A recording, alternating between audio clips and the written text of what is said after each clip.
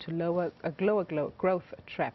Gerhard Papenfus, Chief Executive of NEASA, joins us now to discuss this further. Gerhard, I'll be the first one to talk to you today, so that I can be nice. Alec won't be mean, but to pick up on your assessment of the platinum sector strikes, as well as the ongoing pressures in the metals environment. From your association, I'm sure things aren't looking too pretty. Well, as far as the platinum strike is concerned, you know, who knows what's going to happen there? How are they going to get themselves out of this corner? I thought when the new minister intervened that perhaps wouldn't necessarily had made a change in respect of the offer, but that could have given them an opportunity to get out of this thing.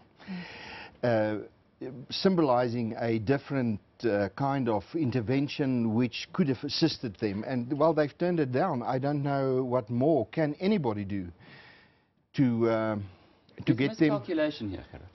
There's a miscalculation. The mining sector thought the workers couldn't last long, and they went in from that perspective. Now it's 5 months in, and they're saying, but how can these guys continue to last? They're supposed to have 10 dependents who are looking to them for money. They haven't worked out that life has changed. We have a social net now. Yeah. Well, you know, they can't last. They couldn't last. But somehow they're lasting. You know, I mean, the workers has lost, I think, approximately 8 billion in wages now. And as you say, there's something else that's supported somehow, and nobody knows. We don't know how it works. We're not within that. 20% of the workers have resigned. They've got their pension funds. Yeah. They can last another 6 months comfortably. And can the mines last that long? And that's my question: is that it's almost like the two parties went in with different ideas of the reality. Yeah. And the executives have gone in with an idea of reality which was, oh, well, they can only last for a certain period of time. Yeah. And every day that the strike continues, the executives are scratching their head and saying, why? Whereas on the other side, the strikers are saying, it's okay, we can keep going. But, you know, even if the executives haven't misjudged the situation, what alternatives are there? If I can link this to what we are faced, what do you do if you can't meet the demands? What do you do? Well, we spoke yesterday about, he was telling us about economic CODESA. Surely to goodness, was it Clem Sunter who said at the time that we should have had an economic CODESA because the parties are so far apart. Yeah. Unless everybody gets into the room, gets their heads bashed together, understands where, or the damage that's being done to the economy and where a potential future does lie, we're going to have these things. You guys, I mean, the metals industry, you must be fearful that many more people are going to go out of business as a consequence of your looming strike. Yeah, well, you must understand, our industry employ somewhere between 400,000 and 500,000 workers. The unions say that they represent 200 of those. Now, will only 200 go out on strike? NUMSA said yesterday they will strike. They more or less said they're going to strike. Well, although we've set aside 2 weeks for negotiations, we're so far apart that I don't think we will realistically meet each other. But if 200,000 strike, companies will survive. But we know that strikes are not effective until there's violence and intimidation. So that 200 will take out the other 200 as well. Yeah. That's what's going to happen. Then it paralyzes. Well, then it paralyzes the industry. Now, you know, this industry haven't had a strike lasting for longer than 3 weeks in years. Long ago, a decade or so ago, there was a 3-week strike. Since then, after 2 weeks, the strike more or less, you know, frivoled out.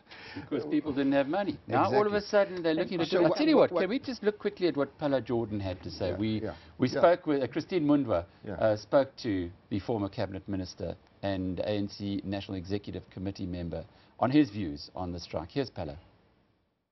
There is a backlog and a deficit that the mining sector in South Africa owes its workers, who have been housed since for more than a century in the most appalling conditions, compounds, etc., etc., etc. The mining sector owes its workers that for over a century, that backlog. It's still sustained by the migrant labor system. Now, in the past, the migrant labor system was leveraged by two things: taxes and, of course, landlessness on the part of the people who worked in the mines. Taxes are no longer one of the levers to get people to work in the mines, but landlessness still is.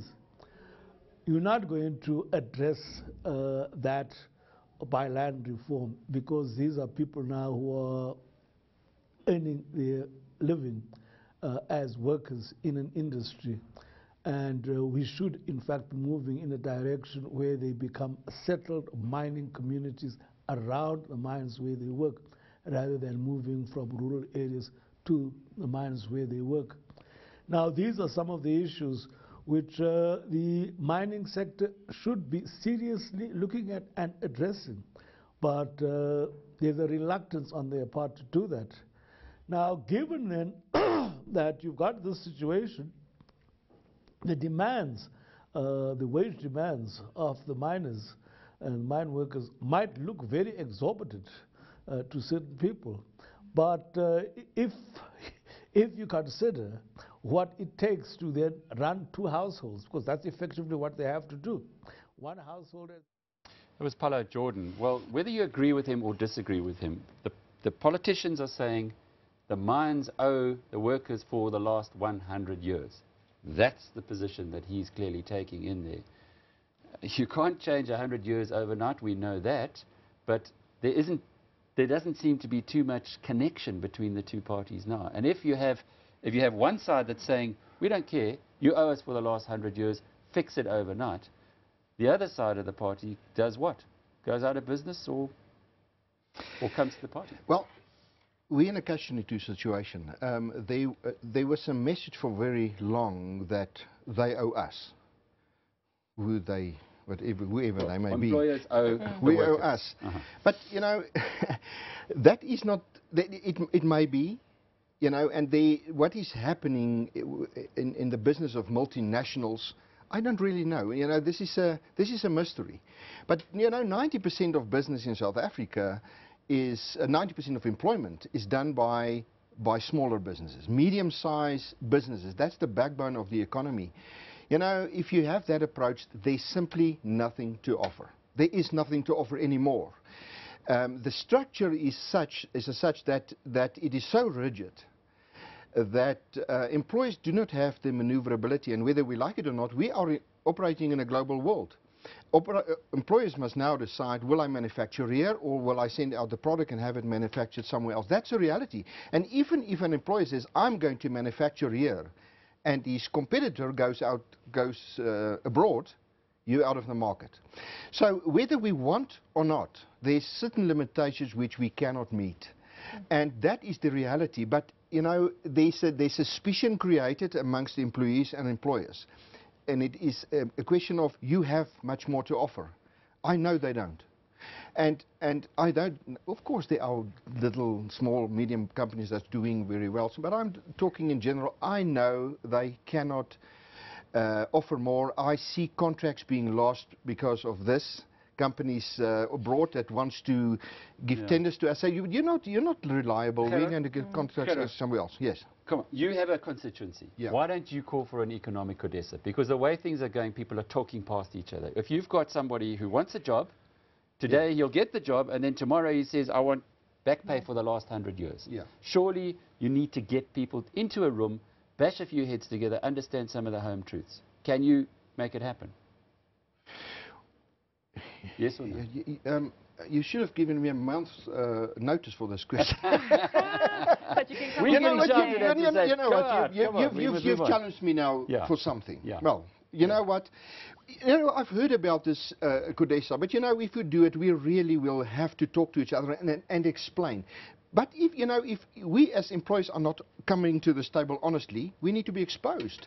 But you know, there are certain messages which the workers are also fed, and we understand. You know, a guy earning 5,000 Rand a month can be already outpriced. And we say, but that's not sufficient for a proper... But what do? There's a certain history we inherited. But if you go to Kenya, their minimum wage, which is a regulated minimum wage, is less than 20% of our domestic workers' wage. Now, a guy must decide, will I set a factory in South Africa, or will I go to Kenya? He will go to Kenya. Well, if you can get